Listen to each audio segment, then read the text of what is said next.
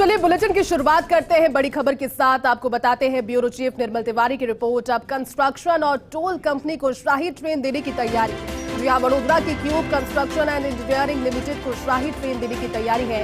O&M के आधार पर पर्यटन निगम ने इस संबंध में टेंडर भी जारी किए थे, लेकिन वित्तीय बिड में महज 2 कंपनी पैलेसॉन व्हील्स लेने के लिए तैयार हुई। वडोदरा की cube construction and engineering limited ने 18% तक इसके लिए तैयारी की थी। और अब आपको जानकारी दे दें कि वडोदरा की cube construction and engineering limited ने 18% इसके लिए बिड भरी, जबकि नई दिल्ली की पिकाडिली होटल प्राइवेट लिमिटेड में 15% की बिड भरी गई। नई दिल्ली की एबेक्स ट्रैवल्स और जयपुर की शिव विलास रिजॉर्ट वित्तीय बिड से बाहर हो गई। लेकिन इस पूरे मामले में पर्यटन मंत्री विश्वेंद्र सिंह ने फाइल को जब तलब किया, उन्होंने कहा कि विश्व स्तर पर परंपरागत मेहमान नवाजी पैलेसॉन व्हील की पहचान है।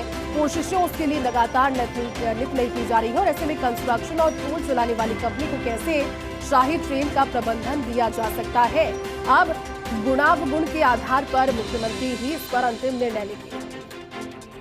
हमारे साथ में ब्यूरो चीफ निर्मल तिवारी न्यूज रूम से लाइव जुड़ते हैं। निर्मल जी, ये बात जब शाही ट्रेन पैलेसॉन व्हील्स को लेकर सामने आई, जिसमें बिड थी, फिर कुछ नामी जो बातें थी उनको लेकर कुछ बड़े नाम थे जो कि बिड से बाहर हो गए, लेकिन फिर बिड यहां पर भरी वडोदरा की cube construction and engineering company ने लिमिटेड ने।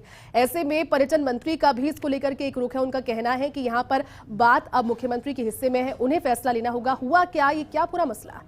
देखिए जयती, पैलेसॉन व्हील्स जब 1982 में शुरू करी, यानी करीब 4 दशक से ज़्यादा का समय हो गया, 41 साल से जो गाड़ी चल रही है, तो सिर्फ इसलिए कि इसकी हॉस्पिटैलिटी, इसकी मेहमान नवाजी, हम जिस तरह से जो पूर्व राजा महाराजा थे उनकी तरह उनको ट्रीट करते हैं हम वहाँ के पर्यटकों को, तो निश्चित तौर पर उनको इस तरह का एहसास देते हैं कि हॉस्पिटैलिटी किस तरह की राजस्थान, क्योंकि राजस्थान को यहाँ की मेहमान नवाजी, पावनों को भगवान मानने की जो परंपरा है उसको लेकर राजस्थान को जाना जाता है। दरअसल जो दिक्कत शुरू हुई वो इसलिए हुई कि कैबिनेट से भी अप्रूव करा लिया गया था कि इस पैलेसॉन व्हील्स को अगले सत्र के लिए ऑपरेटिंग एंड मेंटेनेंस के आधार पर, यानी O&M के आधार पर इसको चलाया जाएगा। पर्यटन निगम ने इसके लिए बिड जारी की। सबसे पहले इसके लिए EOI मांगी, एक्सप्रेशन ऑफ इंटरेस्ट मांगा, तो उसमें 4 कंपनियां सामने आई, जिसमें जयपुर की शिवविलास रिसोर्ट प्राइवेट लिमिटेड थी, एबिक्स ट्रेवल्स प्राइवेट लिमिटेड थी, उसके अलावा पिकाडिली होटल्स और क्यूब कंस्ट्रक्शंस जो वडोदरा की कंपनी है।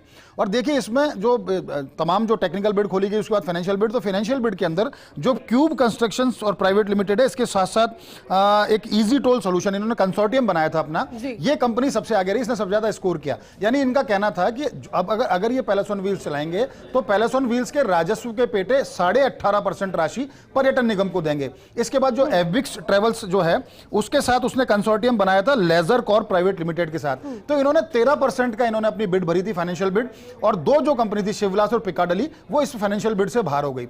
दिक्कत यह है कि आपने क्यूब कंस्ट्रक्शन और टोल प्राइवेट कंपनी जो है, टोल कंपनी उसको दे तो दिया, लेकिन जिस पैलेसॉन व्हील्स को इस बात के लिए जाना जाता है उसकी हॉस्पिटैलिटी के लिए, तो बड़ी अचरज की बात है कि एक कंस्ट्रक्शन कंपनी जिसको कोई अनुभव नहीं है किसी तरह का हॉस्पिटैलिटी का, एक टोल कंपनी जिसको किसी तरह का अनुभव नहीं है हॉस्पिटैलिटी का, उस कंपनी को आपने दे दिया। हालांकि वो नियमों में आई है, टेंडर बाकायदा मांगे गए थे, उसने टेंडर के अंदर अपनी टेक्निकल बिड भरी, फाइनेंशियल बिड भरी, लेकिन सवाल यह था, क्योंकि जब मामला पर्यटन मंत्री विश्वेंद्र सिंह के पास पहुंचा तो उन्होंने सीधे तौर पर इसको नकार दिया। उन्होंने कहा यह कैसे संभव हो सकता है, जिस कंपनी को हॉस्पिटैलिटी का अनुभव नहीं है, जिस कंपनी को ट्रैवल ट्रेड का अनुभव नहीं है, उस कंस्ट्रक्शन कंपनी को, टोल कंपनी को आप कैसे पैलेसॉन व्हील्स का प्रबंधन दे सकते हैं। तो उसके बाद उन्होंने फाइल तलब कर ली।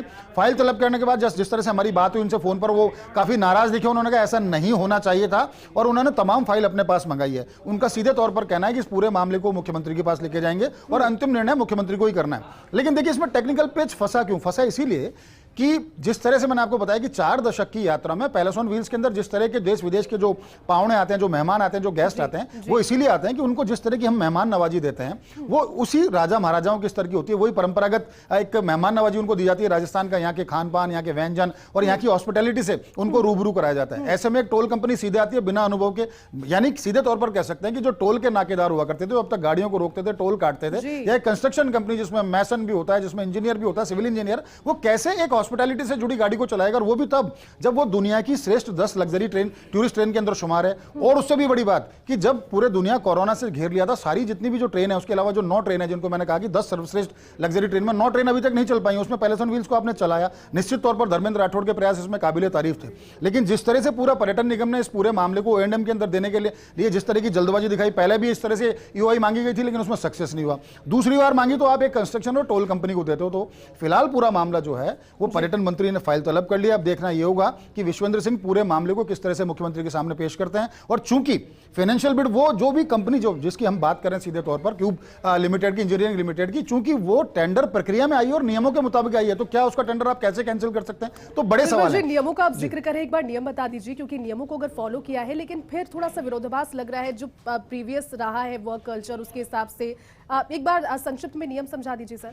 देखिए, इसमें जयती सीधे तौर पर यह है कि वैसे तो अगर आपने टेंडर प्रक्रिया के अंदर ओपन टेंडर था और ग्लोबल टेंडर था, आपने देश दुनिया से सबसे मांगे थे कि कौन पैलेस ऑन व्हील्स को ऑपरेटिंग एंड मेंटेनेंस बेसिस पे चलाना चाहता है।